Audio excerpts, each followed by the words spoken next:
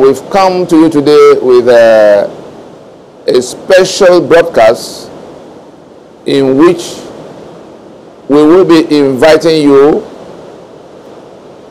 to have a look, to peep into the coven from which the witchcraft that has presented itself as 1999 Constitution, as the unitary Constitution of Nigeria, is being orchestrated, so that we can better understand the nature of the monster we are up against.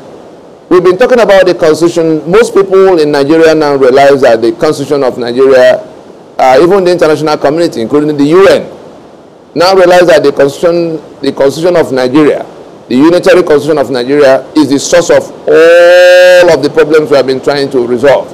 Whether it's the killings going on, or the insecurity, gross insecurity everywhere, or the corruption that has grown in leaps and bounds over the years, or the impunity that is staring us in the face, or the decayed infrastructure, everything, the mediocrity that is being celebrated above excellence, everything that has brought Nigeria to where it is, that is now wobbling to some kind of catastrophic collapse, coming from that Constitution. The purpose of this broadcast today is to take you to the foundations of what became the kind of Constitution we have now. Those foundations dating back to pre-1914. I have with me here a document that predates 1914. I'm inviting us to see, you know, we talked about, I'm sure some of you might recollect the video in which we talked about breaking into the British archives to get at the documents they were concealing from us, they had concealed from our fathers, about what they put together in the foundations of Nigeria. Quite apart from what we finally see in black and white in our Constitution, there are motives. We recall that the British were on a colonial conquest. And again, we're looking at the map here. We realize that the British came from the Atlantic waterfront in the 1860s, using a combination of guile and brutal force to get hold of the territories of southern Nigeria. They had all kinds of trading treaties, which later matured into protection treaties, and all of that. So they had southern Nigeria, and they went on, trying to go to the hinterland, to go all the way up to the balance of Nigeria to the north. But we also recall that in 1804, by jihad, the Fulani had arrived into the space we now call Sokoto, and overrun the Hausa territories there, establishing their caliphate. So the portion we see in yellow here came under the control of these Fulani jihadists that came from the Futa Jalon mountain area into with the territory we now call Nigeria from that part.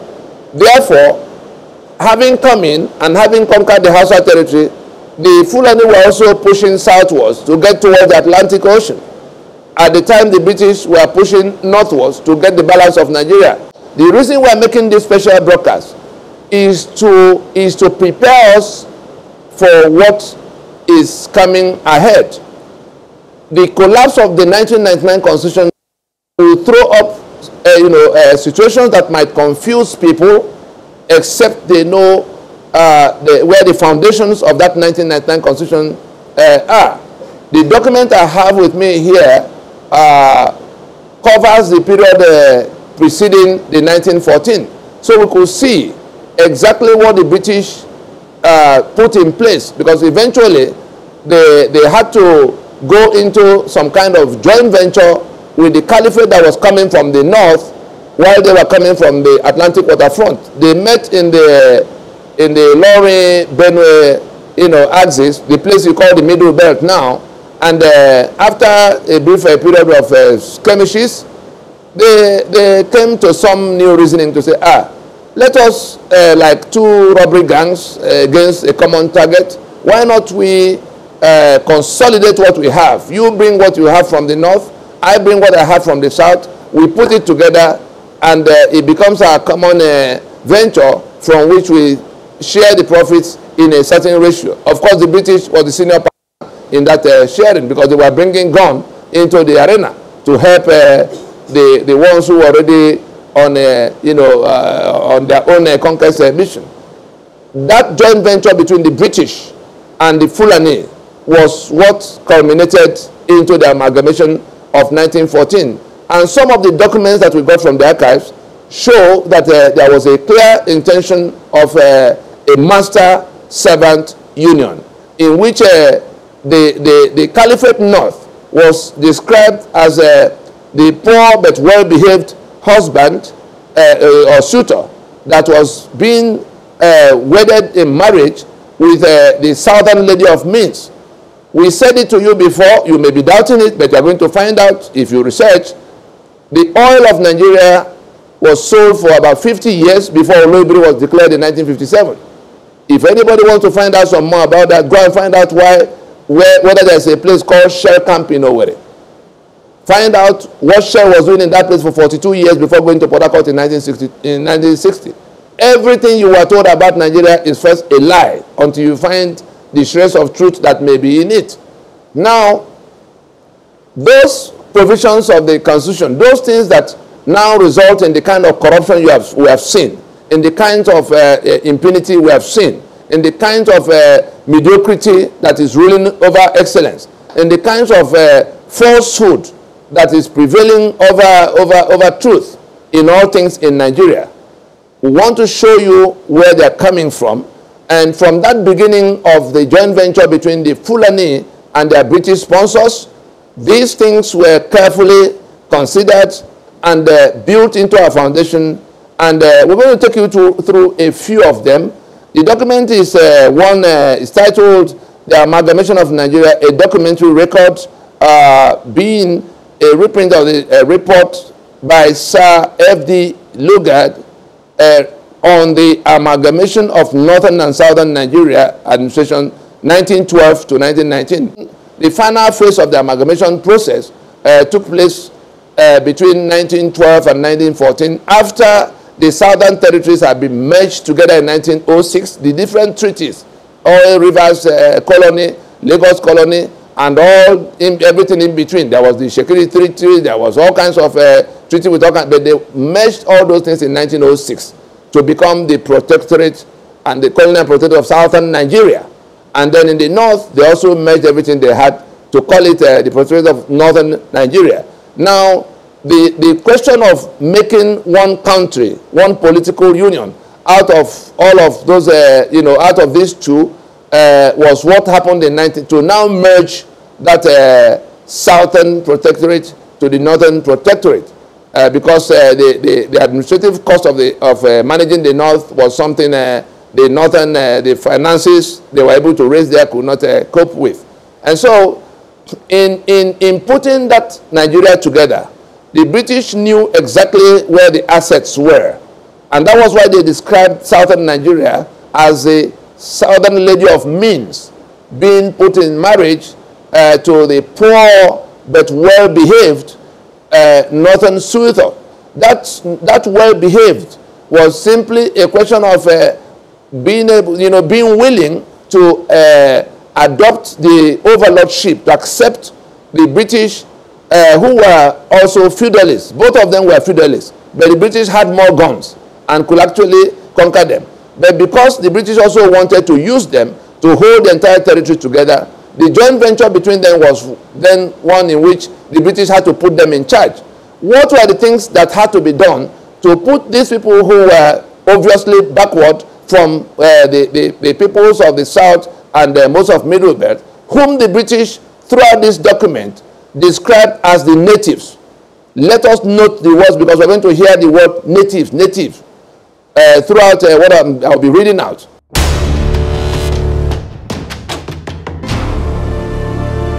This document was put together by those who were reviewing what Lugard had put together after the amalgamation, over which he presided. I mean, he presided over Nigeria from 1914 to 1919. That's like 5 years after the amalgamation. It was the week that Lugard was retiring and handing over to somebody.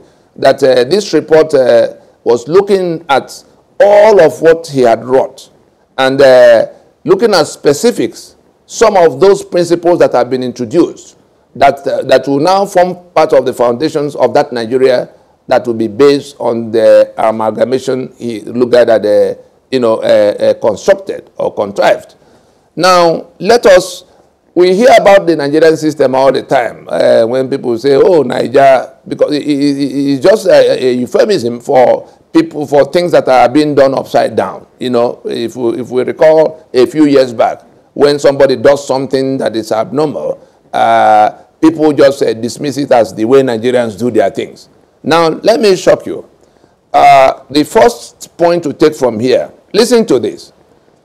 Sir Frederick has earned the notorious distinction of being the originator of a system of government, the product of his exuberant imagination, entitled the Nigerian system.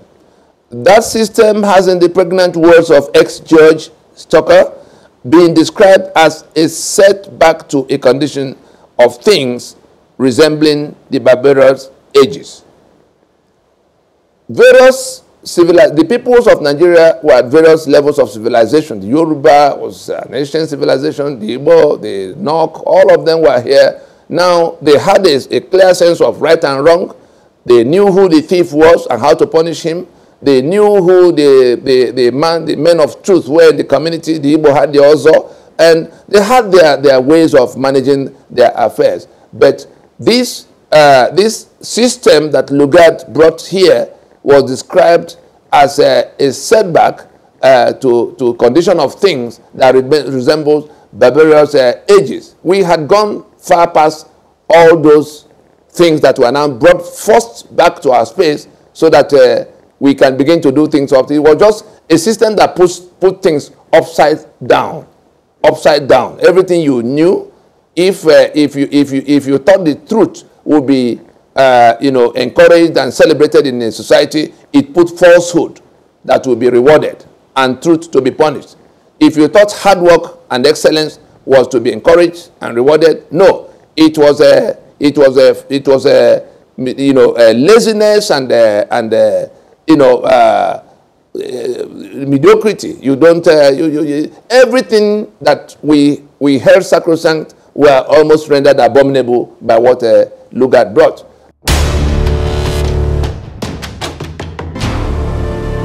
If you want to understand how that Nigerian system, what that Nigerian system means and how it's being operated, again, we read from another portion.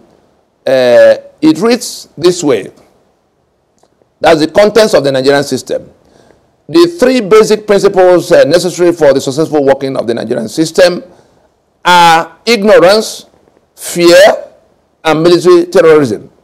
That is to say, the perpetuation of the natives in a state of idolized ignorance, the impregnation of their minds with an instinctive dread of the white man, and reverential awe for the fetish of white prestige, and the paralyzation of their wills by the spectacle of military terrorism hanging over their heads like a sword of Damocles. Now, what this is simply saying is that this Nigerian system required ignorance at the base of it. Ignorance is being orchestrated and promoted to the scale where they become institutions of their own, where they become the standard that you need to succeed. Does anybody still wonder why Muhammad Buhari, with no verifiable school certificate, will become a major general in the army of Nigeria and become head of state and then president, with the multitude of other people with a lot better qualification? That is for ignorance. It is that ignorance that grew, that institutionalization of ignorance that grew all the way to where we now have quota system, in which the worst of the candidates are preferred ahead of the best of the candidates, just to accommodate the working of that system. And everything we say, I want you to have this map at the back of your mind, that this joint venture is to bring the people in this yellow part, the caliphate, the Fulani, to become masters over people who were the people they describe as natives, the South and the Middle Belt, people who were already ahead of them in all kinds of things, so that they could prevail over them. So with ignorance, you put down, what should have happened. Then fear is a direct product of that ignorance. That fear is something deliberately being orchestrated, as a part of keeping the system. That is part of how Nigeria has been sustained from the beginning. We see the DSS today coming out to tell the people who are talking about the right to self-determination, who are challenging the fraudulent constitution that has made them slaves in their lands. The DSS coming to say, oh, no, you can't say so. That anybody who says so, we're going to, I don't know who they're talking to. This is something that predates 1914. That fear is part of what the system, the foundations, what was incorporated into the foundation as how to keep that union of Nigeria according to the imagination of the British. Then then follows the military terrorism. Of course, it is by that military terrorism that you begin to understand that all the terrors, we remember that Abacha told us that any such thing as, defying the force of coercion, the monopoly of force by the government. If there's a terrorist group or some kind of insurgency that lasts more than 24 hours, that the government, like these bandits we're talking about now, Abacha says that if banditry or terror or such things as we now grapple with in Nigeria lasts more than 24 hours, that the government has a hand in it, that the government is a part of how it's happening. Now, we see here that ignorance and fear and military terrorism are the trinity of institutions that sustained and sustains that Nigerian project. And so the government is the terror. That is what we are being told here in this document. Abacha confirmed it without intending. I'm sure Abacha never saw this document, but he was telling us as one who was in the saddle that government is in a position to know. And we have seen if Gumi knows where the terrorists are, the government knows where Gumi is, but the government forces cannot find the terrorists. Government is the terror. We've seen Southern Kaduna. We've seen what's happening all over the place with no single apprehension of the multitudes of people who have been going in the name of herdsmen, killing people all over the place. So we are showing you that before 1914, it was the intention of those who put Nigeria together, the British and their caliphate friends, their Sokoto friends, the Fulani, to have government be the terror in the background. So whether it's armed robbery, you suffer, go and check the robbery gang. You will find one police chief that is part of how it's happening, which is why they are not, the day they kill policemen, you will suddenly see, they'll find out who the robbery gang is. So government is the terror. The reason you cannot run to government and find relief when you are under siege, whether it's kidnappers that are laying the siege or the robbers or the bandits, government is the terror. It didn't start yesterday, but it's now been brought to manifestation on a scale that everybody needs to know. And part of what we have to make our people know is that these are the pillars of the provisions that came into the constitution we have on the table now. It didn't start in 1999, it didn't start in 1979, it didn't start in 1963, it didn't even start in 1960. It goes all the way back to 1914.